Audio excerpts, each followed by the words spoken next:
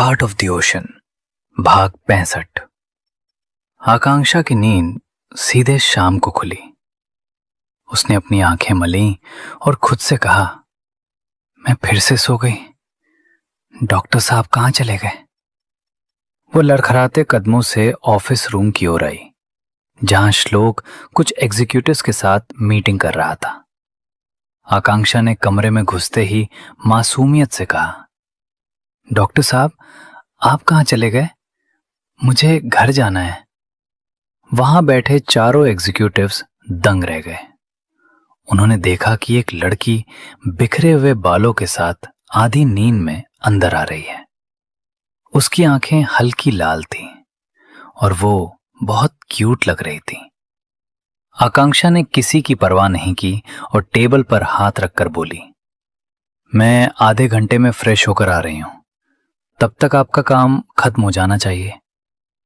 इतना कहकर वो पैर पटकती हुई बाहर निकल गई और बड़बड़ाने लगी, इन्हें तो काम से ही शादी कर लेनी चाहिए थी। श्लोक के चेहरे पर एक हल्की मुस्कान आ गई। मीटिंग में बैठे लोगों की हिम्मत नहीं हुई कि वे कुछ पूछें। श्लोक ने फिर से अपना चेहरा गंभीर किया और मीटिंग जारी रखी। अपमान और श्लोक का क्रोध आधे घंटे बाद आकांक्षा वापस आई। उसने अच्छे से बाल बनाए थे और उसका चेहरा गुलाबी चमक रहा था, पर श्लोक को अब भी काम करते देख वो गुस्से में सोफे पर बैठ गई। देव ने आकर उसे नाश्ता दिया। आकांक्षा वहीं पैर मोड़कर मजे से खाने लगी। वहां बैठे हाई प्रोफाइल एग्जीक्यूटिव्स को उसका इस तरह खाना गवार जैसा लगा और उन्होंने अजीब मुंह बनाया।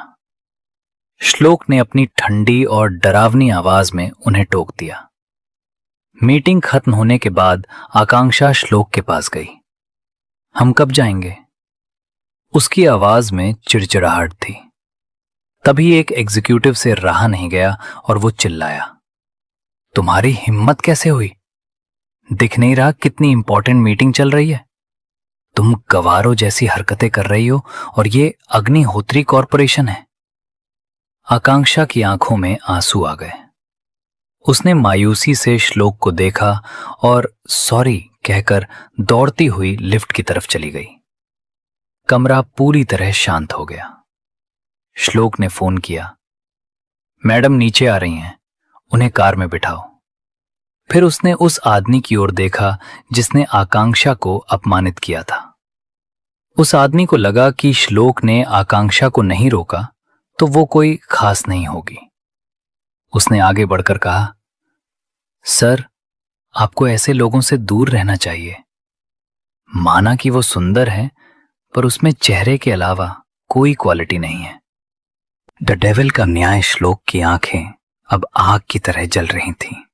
उसने शांति से पूछा, मैं वाकई जानना चाहता हूं कि मेरी वाइफ में आप और कौन सी क्वालिटी देखना चाहेंगे? ये सुनते ही उस आदमी के शरीर का खून मानो जम गया। श्लोक ने एक बटन दबाया और 4 बॉडीगार्ड अंदर आ गए। इसे पकड़ो, श्लोक ने आदेश दिया। वो आदमी गिड़गिड़ाने लगा, सर सॉरी, मुझे नहीं पता था कि वो मैडम है। श्लोक ने ठंडे स्वर में कहा, पहले तुमने एक लड़की की बेइज्जती की और दूसरी बात, वो लड़की श्लोक अग्निहोत्री की वाइफ है। अब जो किया है उसे भुगतो। श्लोक वहां से जाने लगा। उसने बाकी 3 लोगों से कहा, उम्मीद है ये बात बाहर नहीं जाएगी। अगर मुझे पता चला कि किसी और को इस बारे में पता चला है तो तुम जानते हो मैं क्या कर सकता हूं।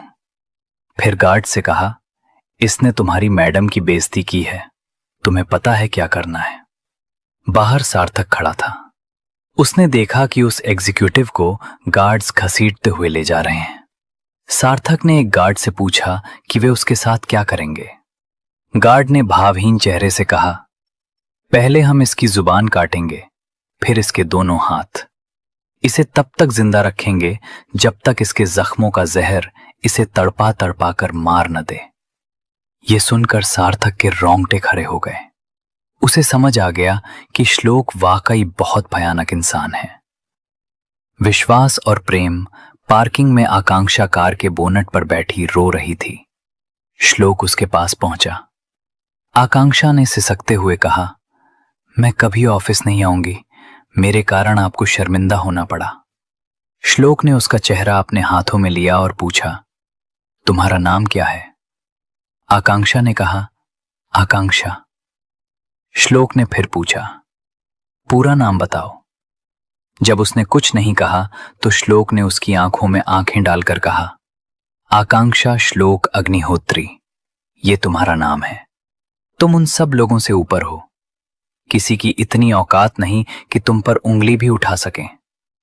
उसने उसके माथे को चूमा और उसे कार में बिठाया। लक्ष्य की वापसी और नया। कल रात 8 बजे जब वे घर पहुंचे तो किचन से खाने की खुशबू आ रही थी। लक्ष्य वहां खाना बना रहा था। आकांक्षा दौड़कर उसके गले लग गई और श्लोक की शिकायतें करने लगी। लक्ष्य ने मुस्कुराते हुए कहा, कल इसके कॉलेज का पहला दिन है, हम दोनों साथ में उसे छोड़ने जाएंगे। श्लोक ने एक ठंडी सांस ली और मन ही मन सोचा, पता नहीं ये कॉलेज में क्या गुल खिलाएगी। क्या कॉलेज में आकांक्षा का सामना उसके अतीत से होगा? क्या श्लोक का डेविल रूप आकांक्षा के लिए हमेशा एक ढाल बना रहेगा? आकांक्षा की मासूमियत कॉलेज में उसे किस मुसीबत में डालेगी? जानने के लिए सुनते रहिए heart of the ocean, the devil.